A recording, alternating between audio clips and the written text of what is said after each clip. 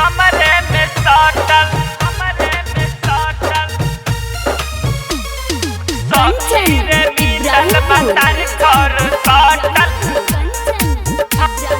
हमरे में सटल म्यूजिक बाय रोशन कुमार। हमरे में सटल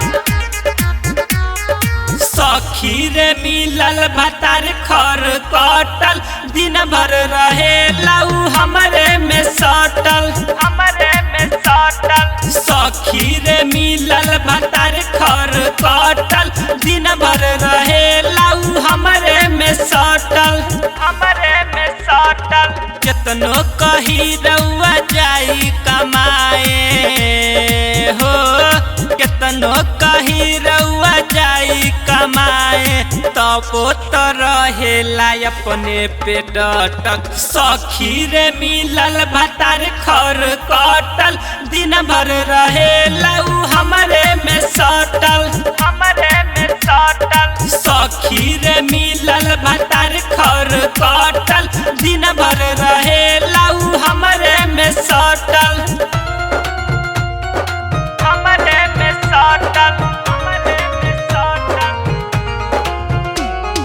सखी रे मिलल भतार घर कटल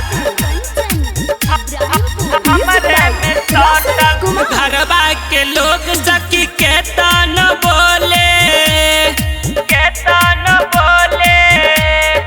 घरवा के लोग सखी के तन बोले तबो न भतरा के दिमाग कई डोले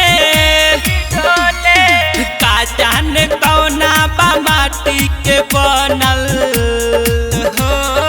का जाने कौना बा माटी के बनल जवन सोची रहे वही पे डटल सखी रे मिलल भतार घर कटल दिन भर रहे लाऊ हमरे में सटल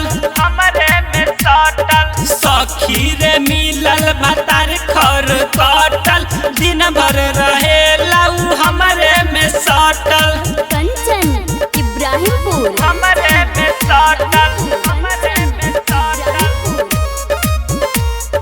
म्यूजिक बाय रोशन कुमार। माने न बात सखियम पर कस के माने न बात सखियम पर कस के विवेक सोनी देह ध देला नस के कृष्णनंदन विक्रम भसुरवा से हरदम हो